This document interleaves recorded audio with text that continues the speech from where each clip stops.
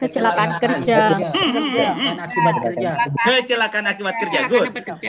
Betul. Hazard keselamatan akan menyebabkan kecelakaan akibat kerja. Berikutnya, hazard kesehatan.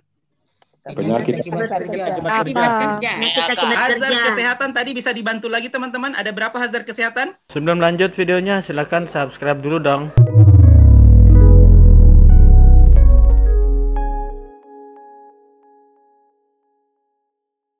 Saya masuk di inti poin yang kedua.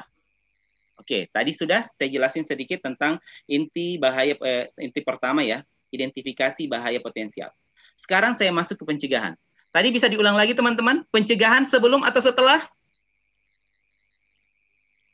Hilangi suaranya. Sebelum dong. Belum. Oke. Setelah terjadinya.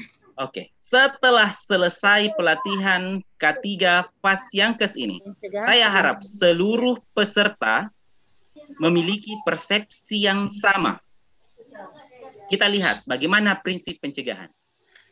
Prinsip pencegahan, orang mulai dari kerja ya teman-teman ya. Mulai dari kerja, itu di situ sudah ada trias epidemiologi.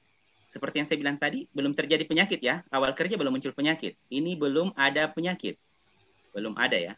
Di situ sudah ada agennya, sudah ada manusianya, sudah ada lingkungannya. Maka tunggulah bomnya, akan terjadi penyakit.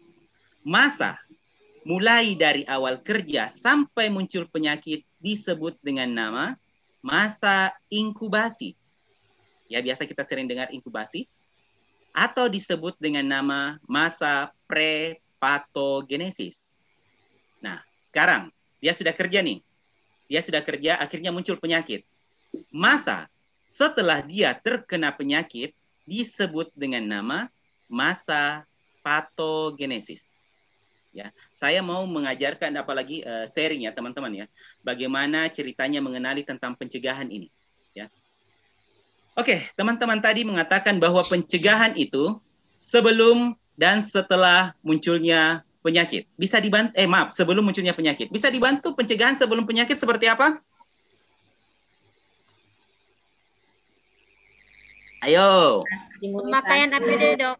Oke, pemakaian APD. Imunisasi. Oke, APD, imunisasi. Ada lagi? Posisi ergonomik tubuh.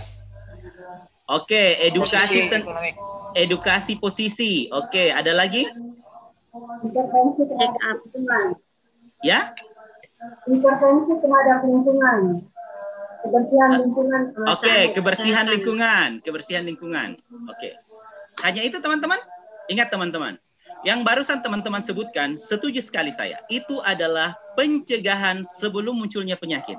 Tetapi apakah tahu teman-teman? Bahwa pencegahan itu ternyata ada setelah muncul penyakit. Dokter Abbas ngajar ilmu apa lagi nih? Masa ada pencegahan setelah muncul penyakit? Saya kasih contoh. Hipertensi. Anda tidak cegah ini hipertensi, apa yang akan terjadi? Muncul penyakit disebut dengan nama penyakit jantung hipertensi atau disebut dengan nama hipertensi heart disease. Tidak dicegah lagi ini penyakit, apa yang terjadi? Muncul penyakit lagi, namanya adalah CHF, congestive heart failure. Tidak diobati lagi, tidak dicegah lagi ini penyakit, apa yang terjadi? Akan menyebabkan terjadinya innalillahi wa inna ilaihi raji'un. Ya teman-teman, jadi ingat, pencegahan ada dua, sebelum dan setelah munculnya penyakit. Kalau setelah munculnya penyakit, mencegah jangan sampai muncul penyakit yang baru, dan yang kedua, jangan sampai terjadi kecacatan. Jadi, saya harap setelah selesai pelatihan ini, semua memiliki persepsi yang sama. Ya. Kita lihat. Seperti yang disampaikan tadi, edukasi, health promotion, dikasih penyuluhan, dikasih petunjuk bagaimana cara angkat posisi yang benar, itu adalah health promotion. Teman-teman menyebutkan tadi, ada APD, imunisasi, vaksinasi, itu masuk ke dalam specific protection. Setelah muncul penyakit, apalagi pencegahannya dok? Yang kayak gimana itu?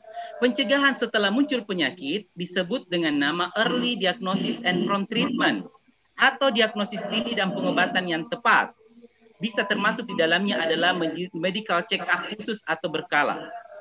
Kemudian ada lagi, pencegahan setelahnya disebut dengan nama disability limitation atau pencegahan kecacatan. Dan yang terakhir ada yang namanya rehabilitation. Ini teman-teman, menurut Level and Clark, ini yang saya tandai di atas ya, Level and Clark, mengatakan prinsip pencegahan ini disebut juga dengan nama 1, 2, 3, 4, 5. Disebut dengan nama pipe, bertingkat seperti tangga, namanya level. Level protection. Betul teman-teman, akhirnya sudah terjawab. Jadi teman-teman mungkin tahu pencegahan dengan 5 level of prevention, tetapi teman-teman baru menyadarinya bahwa itu adalah pencegahan sebelum dan setelah munculnya penyakit. Oke teman-teman, boleh saya lanjut ya? Boleh, Dok. Jika saya bertanya kepada teman-teman sekalian, di mana teman-teman prioritaskan? Pencegahan sebelum atau setelah muncul penyakit? Sebelum. Oke, jadi pencegahan sebelum disebut dengan nama primer. Ya, primer. Yang inilah yang namanya sekunder dan yang satu tersier, sehingga muncullah seperti ini. Jadi kita mengenal pula dengan nama 3 inti pencegahan disebut pencegahan primer, pencegahan sekunder, pencegahan tersier. Tapi di dalamnya sebenarnya adalah 5 level of prevention menurut Level and Clark. Seperti apa modelnya itu Dr. Abbas? Kita lihat. Inilah contoh, karena kebetulan saya bawakan tentang pencegahan ya. Jadi ada health promotion, pelatihan prakerja, workshop, sosialisasi, safety talk, health talk, safety sign, warning sign, misalnya area wajib masker, itu masuk ke dalam health promotion. Spanduk, rekreasi pun, bahkan nih makanya teman-teman ajukan rekreasi, orang K3 ajukanlah rekreasi di tempat kerja. Kita bikin outbound, itu termasuk salah satu bentuk health promotion. Kemudian ada medical check up prakerja. Hati-hati ya, medical check up ada 2 macam. Ada medical check up prakerja, ada medical check up berkala atau khusus. Ketika saya berbicara masalah medical check up prakerja, artinya belum terpapar hazard. Dia masuk ke dalam health promotion. Tetapi kalau medical check up berkala atau khusus, karena biasanya kalau sudah terpapar, maka dikategorikannya ke dalam early diagnosis and prompt treatment. Diagnosis dini dan pengobatan yang tepat ditujukannya di poin tersebut. Nah, bagaimana dengan specific protection, Dr. Abbas? Bisa tadi teman-teman sebutkan imunisasi, vaksinasi, APD. Nah, terus pengobatan dan perawatan itu dia masuk ke dalam disability limitation. Dan yang terakhir rehabilitasi biasanya dilaksanakan di tingkat rumah sakit. Inilah disebut dengan nama 5 level of prevention. Atau disebut dengan nama hierarchy of control.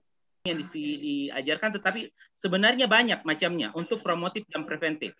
Anggaplah pemeriksaan kesehatan. Berikutnya, bagaimana caranya mengetahui PAK? Mata orang teman-teman dokter nanti di lapangan tidak boleh langsung mendiagnosa PAK atau bukan tanpa 7 langkah diagnosis okupasi.